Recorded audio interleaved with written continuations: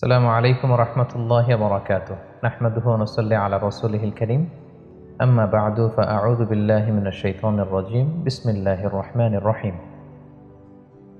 ঢাকা থেকে নাসিমা আক্তার নামে এক বোন প্রশ্ন করেছেন, স্বামী মারা গেলে কি স্ত্রী কোনো গহনা বা রঙিন জামা কাপড় পরতে পারবে না? আমাদের সমাজে অনেক বিধবা নারীদের আজীবন সাদা শাড়ি পরে থাকতে দেখা যায়। ইসলামের দৃষ্টিতে এটা কতটুকু সঠিক? প্রিয় বোন নাসিমা, আপনার এই প্রশ্নের উত্তরে বলবো, কোনো ব্যক্তি যখন মারা যায় তখন তার নিকট আত্মীয়দের ওপর শোক পালন করার বৈধতা ইসলাম দিয়েছে এবং সেই শোক পালনের সময়সীমা হচ্ছে 3 দিন। 3 দিনের বেশি শোক পালন করা যাবে না। আমার বাবা যদি মারা যায় কিংবা আমার মা যদি মারা যায় বা আমার আত্মীয় স্বজন কেউ যদি মারা যায়, সেক্ষেত্রে শোক পালনের বিধান ইসলামে রয়েছে, এটাকে উৎসাহিত করা হয়েছে এবং সেটার বৈধতা হচ্ছে মাত্র 3 দিন। কিন্তু এক্ষেত্রে একমাত্র ব্যতিক্রম হচ্ছে যদি স্বামী মারা যায়, সেক্ষেত্রে স্ত্রী শুধু 3 দিন শোক পালন করবে না। স্ত্রীর জন্য শোক পালনের বিধানের সময়টা ইসলামের শরিয়া এটাকে অনেক লম্বা সময়, পিরিয়ড অফ টাইম হিসেবে নির্ধারিত করেছে, আর সেটা হচ্ছে 4 মাস 10 দিন। কালামুল্লাহ মাজিদের সূরাতুল বাকারার 234 নম্বর আয়াতে আল্লাহ তাআলা বলছেন, ওয়াল্লাযীনা ইউতাওয়াফাউনা মিনকুম ওয়া ইয়াযারুনা আযওয়াজাই ইয়াতারাব্বাসনা বিআনফুসিহিন্না আরবাআতা আশহুরিন ওয়া আশরা। অর্থাৎ তোমাদের মধ্য থেকে যদি কেউ মারা যায় এবং সে যদি তার স্ত্রীকে রেখে দুনিয়া থেকে বিদায় নেয়, সেক্ষেত্রে তার স্ত্রী 4 মাস 10 দিন নিজেকে ঘরে আবদ্ধ রাখবে। এটাকে স্বামী ইন্তেকালের পরে স্ত্রীর ইদ্যত পালন বলা হয়। তাহলে এই আয়াত থেকে আমরা বুঝতে পারলাম যে আমাদের অন্যান্য আত্মীয় স্বজন যদি মারা যায়, সেক্ষেত্রে আমরা 3 দিন শোক পালন করতে পারবো। কিন্তু যদি স্বামী মারা যায় কোনো নারীর, সেক্ষেত্রে সে নারী 3 দিন নয়, তিনি 4 মাস 10 দিন ইদ্যত পালন করবেন। এবং সহিহ বুখারীর একটি বর্ণনাতেও আমরা এর সপক্ষে আল্লাহর হাবিব সাল্লাল্লাহু আলাইহি ওয়াসাল্লামের পক্ষ থেকে একটি হাদিস আমরা পাই। আল্লাহ রাসূল সাল্লাল্লাহু আলাইহি ওয়াসাল্লাম ইরশাদ করেছেন, লা ইয়াহিল্লু লিমরাআতিন তুমিনু বিল্লাহি ওয়াল ইয়াউমিল আখিরি আন তুহিদ্দা আলা মাইয়িতিন ফাওকা সালাস। অর্থাৎ কোনো নারীর জন্য এটা বৈধ নয় কিংবা শোভনীয় নয় যে সে তার কোনো মৃত আত্মীয়ের ব্যাপারে শোক পালন করবে 3 দিনের বেশি। এটা শোভনীয় নয়। ইল্লা আলা যাওজ, তবে স্বামীর ক্ষেত্রে ব্যাপারটি ভিন্ন। তার স্বামী যদি ইন্তেকাল করে, সেক্ষেত্রে নারী 3 দিন শোক পালন করবে না, বরং আল্লাহর হাবিব সাল্লাল্লাহু আলাইহি সাল্লাম বললেন, ফাইন্নাহা তুহিদ্দু আলাইহি আরবাআতা আশহুরিন ওয়া আশরা। সেক্ষেত্রে সে নারী 4 মাস 10 দিন শোক পালন করবে বা ইদ্যত পালন করবে। এবং ইদ্যত পালনের এই যে ডিউরেশন, এই লং পিরিয়ড অফ টাইমে সে বিধবা নারী কি করতে পারবে এবং কি করতে পারবে না, এ ব্যাপারেও কিন্তু শরিয়া আর ইসলামিয়া কিছু ডুজ অ্যান্ড ডোন্টস দিয়েছেন। সেক্ষেত্রে আমরা সুনানে নাসাইর একটি হাদিসকে উল্লেখ করতে চাই এখানে, যেখানে আল্লাহর হাবিব সাল্লাল্লাহু আলাইহি ওয়াসাল্লাম তিনি ইরশাদ করেছেন, ওয়ালা তালবাসু সাওবান মাসবুকান। অর্থাৎ এই 4 মাস 10 দিনের লম্বা সময়কালে কোনো বিধবা নারী কোনো রঙিন কাপড় পরতে পারবেন না। ওয়ালা সাওবা আসবিন, এমব্রয়ডারি করা, ডিজাইন করা কোনো জামা কাপড় তিনি পরবেন না। ওয়ালা তাকতাহিল, এবং সে নারী চোখে কাজল ব্যবহার করবেন না। ওয়ালা তুমশিদ, সৌন্দর্য বর্ধনের জন্য চুল আঁচড়াতে পারবেন না। ওয়ালা তামাসসু তিবান, কোনো পারফিউম ব্যবহার করতে পারবেন না। তাহলে এই হাদিসের আলোকে কিন্তু একজন বিধবা নারী কি করবেন এবং কি করবেন না, সেটার একটা রোডম্যাপ কিন্তু আমরা এই হাদিসের মাধ্যমে পেয়ে থাকি। এখন প্রশ্ন হচ্ছে যে অন্যান্য আত্মীয় স্বজন মারা গেলে শোক পালনের বিধান হচ্ছে মাত্র 3 দিন, কিন্তু স্বামী মারা গেলে একজন স্ত্রীর জন্য 4 মাস 10 দিন কেন এই ডুজ অ্যান্ড ডোন্টসগুলো পালন করতে হবে? এবং 4 মাস 10 দিনের এই ইদ্যত পালনের নেপথ্যে সিগনিফিকেন্স বা তাৎপর্যটা কি, সেটা হচ্ছে প্রশ্ন। এক্ষেত্রে স্কলারগণ কিছু কারণ এই 4 মাস 10 দিনের ইদ্যতের পেছনে ওনারা বের করেছেন। এর মধ্যে একটি কারণ এরকম হতে পারে যে স্বামীর মৃত্যুর পরপরই যদি তার স্ত্রী খুব আনন্দ উল্লাসের সাথে সাজুগুজু করে ঘর থেকে বের হয়, তাহলে এই নারীর চরিত্রের ব্যাপারে অনেকে প্রশ্ন তুলতে পারেন যে এটা কেমন স্ত্রী, যার প্রিয়তমা স্বামী পৃথিবী থেকে বিদায় নিয়েছে আর তার কিছুদিনের মধ্যেই তিনি সেজে গুজে নিজেকে প্রচার করে প্রসার করে তিনি রাস্তাঘাটে বের হচ্ছেন বা হাঁটাহাঁটি করছেন। এটা মানে তাদের ভালোবাসার ব্যাপারে, বিশেষ করে সে নারীর চরিত্রের ব্যাপারে অনেকের প্রশ্ন আসতে পারে যে তাহলে কি তিনি তার স্বামীকে পছন্দ করতেন না? যদি স্বামীকে পছন্দ করেই থাকেন, তাহলে স্বামী বিদায় নেওয়ার পর তো তিনি শোক পালন করবেন। তিনি তো খুব আপসেট থাকার কথা। এটা হচ্ছে একটা কারণ। আরেকটি কারণ হতে পারে যে যেহেতু স্বামীর ইন্তেকালের পর একজন স্ত্রীর মানসিক অবস্থাটা খুব ভঙ্গুর থাকার কথা, তিনি মানসিকভাবে খুবই কঠিন একটা অবস্থায় পড়ে যান। তো সেই কঠিন পিরিয়ডটাকে কাটিয়ে উঠবার জন্য ইসলামী শরিয়া তার জন্য একটি লম্বা সময় দিয়েছেন, 4 মাস 10 দিনের একটা লম্বা সময়। এই সময়ের মধ্যে তিনি নিজেকে সামলে নিতে পারবেন, নিজেকে গুছিয়ে নিতে পারবেন, বা স্বামী হারানোর যে বেদনা, যে হাহাকার, যে কষ্ট, সেটা থেকে তিনি হয়তো উঠে আসতে পারবেন।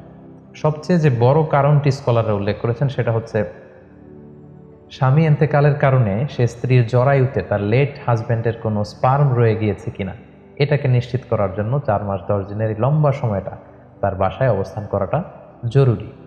ফলে এটা কনফার্ম হওয়া যাবে যে মৃত স্বামীর কোনো স্মৃতি ওই বিধবা স্ত্রীর পেটে রয়ে গিয়েছে কিনা। কেননা ইসলাম এই নাসালকে, বংশ পরিক্রমাকে, কার বাবাকে, কোন বংশ থেকে কার জন্ম হলো, এই বিষয়গুলোকে ইসলাম খুব বেশি গুরুত্ব দেয়। সেজন্য যদিও আধুনিক চিকিৎসা বিজ্ঞানের কারণে অগ্রিমভাবেই বা আগে থেকেই হয়তো জেনে যাওয়া সম্ভব হচ্ছে যে এই মহিলা প্রেগনেন্ট কি প্রেগনেন্ট না, কিন্তু ইসলামী শরিয়া এখানে একটা লম্বা পিরিয়ড অফ টাইম আমাদেরকে বেঁধে দিয়েছে এবং সেটাই আমাদেরকে পালন করতে হবে, আর সেটা হচ্ছে 4 মাস 10 দিন। সো আমরা এই 4 মাস 10 দিনের লম্বা সময়ের মধ্যে এটা বোঝা যাবে যে আগের স্বামীর কোনো স্পার্ম এই বিধবা নারীর জরায়ুতে আছে কিনা, এবং তিনি যদি সন্তান সম্ভবা হন তাহলে বুঝতে হবে এই সন্তানটি যে স্বামী পৃথিবী থেকে বিদায় নিয়েছেন সেই স্বামীর। যদি এমনটি হতো, এরকম লম্বা পিরিয়ড অফ টাইমের ইদ্যত যদি পালন করার আদেশ ইসলাম না দিত, আর সেক্ষেত্রে বিধবা হওয়ার পরপরই কোনো নারী যদি আবার নতুন বিবাহ বন্ধনে আবদ্ধ হয়ে যান এবং নতুন স্বামীর সাথে যদি তিনি শারীরিক মেলামেশা করেন এবং তারপরে যদি এই বিধবা নারী গর্ভবতী হন, তাহলে এখানে একটা সন্দেহ থেকে যায় যে এই যে পেটের গর্ভের যে সন্তান, এটা কি নতুন স্বামীর স্পার্ম থেকে এসেছে নাকি যে স্বামী গত হয়েছে কিছুদিন আগে তার স্পার্ম থেকে। সো ইসলাম এই বিষয়টাকে খুবই গুরুত্ব দেয় এবং এই বিষয়টা এনশিওর হওয়ার জন্যই বেসিক্যালি 4 মাস 10 দিনের এই লম্বা ইদ্যতের সময়টাকে একজন বিধবা নারীর জন্য ইসলামী শরিয়া আবশ্যক করে দিয়েছে।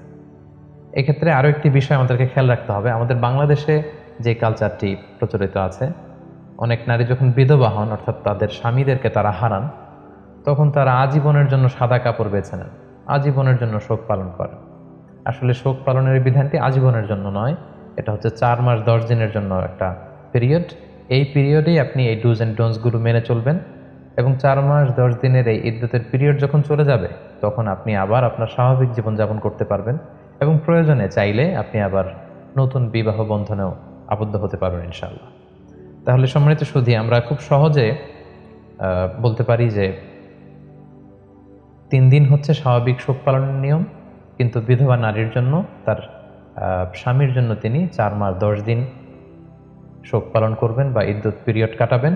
এবং সেক্ষেত্রে শরিয়া কিছু ডুজ অ্যান্ড ডোন্টস দিয়েছে, যেমন এই 4 মাস 10 দিনের সময়কালে তিনি স্বামীর ঘরে অবস্থান করবেন, বিনা প্রয়োজনে বাইরে বেরোবেন না, তিনি খুব বেশি সাজসজ্জা করবেন না, মেকআপ করবেন না, খুব অতিমাত্রায় ডিজাইন করা রঙিন কাপড় পরে তিনি বেরোবেন না, সাধারণ জামা কাপড় পরে তিনি ঘরে অবস্থান করবেন।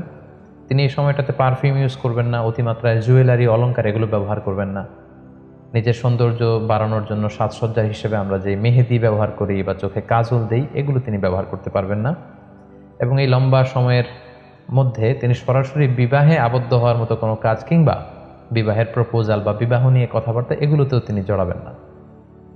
তবে জরুরি প্রয়োজনে তিনি তার স্বামীর ঘর থেকে বাইরে তিনি বেরোতে পারবেন। লেটসে ডাক্তারের কাছে যদি কোনো অ্যাপয়েন্টমেন্ট থাকে, অথবা তার জীবিকার জন্য, যদি যেহেতু স্বামী মারা গিয়েছে উপার্জনের কোনো মাধ্যম নেই, তার নিজেকেই হয়তো উপার্জনের জন্য বের হতে হচ্ছে, কিংবা কোনো কিছু কেনাকাটার জন্য তার হয়তো আশেপাশে এমন কেউ নেই যেটা তাকে কেউ করে দিতে পারবে, সেক্ষেত্রে তিনি জরুরি প্রয়োজনে বের হতে পারবেন ইনশাআল্লাহ।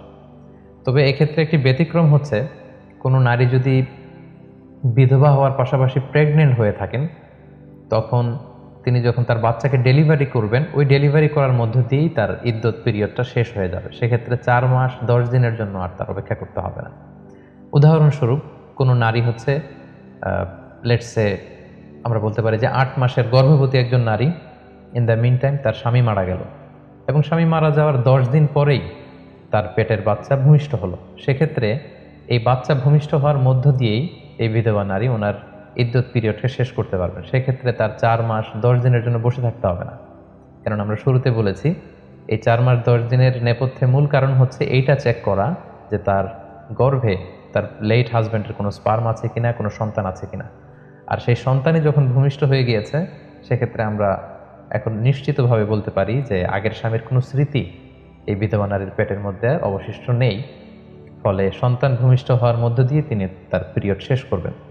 এক্ষেত্রে খুব সোজা সাপটাভাবে সূরাতুত তালাকের 4 নম্বর আয়াতে আল্লাহ তাআলা বলছেন, ওয়া উলাতুল আহমালি আজালুহুন্না আইয়াদানা হামলাহুন। অর্থাৎ গর্ভবতী নারীদের ক্ষেত্রে ইদ্যত হচ্ছে তার ডেলিভারি। তার পেটের বাচ্চা যখন ভূমিষ্ঠ হয়ে যাবে, এই ভূমিষ্ঠ হওয়ার মধ্য দিয়ে তার ইদ্যত পিরিয়ড শেষ হবে। সেক্ষেত্রে 4 মাস 10 দিনের জন্য আর অপেক্ষা করতে হবে না। তো প্রিয় বোন নাসিমা, আশা করি আপনি আপনার উত্তর পেয়েছেন যে একজন বিধবা নারীর জন্য 4 মাস 10 দিনের যে ইদ্যত পিরিয়ড ইসলামী শরিয়া দিয়েছে, সেই সময়টাতে তিনি কি করতে পারবেন, কি করতে পারবেন না, এ ব্যাপারে ইসলামী শরিয়ার বিধানগুলো আশা করি আপনি বুঝতে পেরেছেন। আল্লাহ তাআলা আমাদের সবাইকে ইসলামকে সঠিকভাবে জেনে সে অনুযায়ী আমল করবার তৌফিক দান করুক। হাযা মা ইনদি ওয়াল ইলমু ইনদাল্লাহ আলাইহি তাওয়াক্কালতু ওয়া ইলাইহি উনীব। ওয়াসসালামু আলাইকুম ওয়া রাহমাতুল্লাহি ওয়া বারাকাতুহু।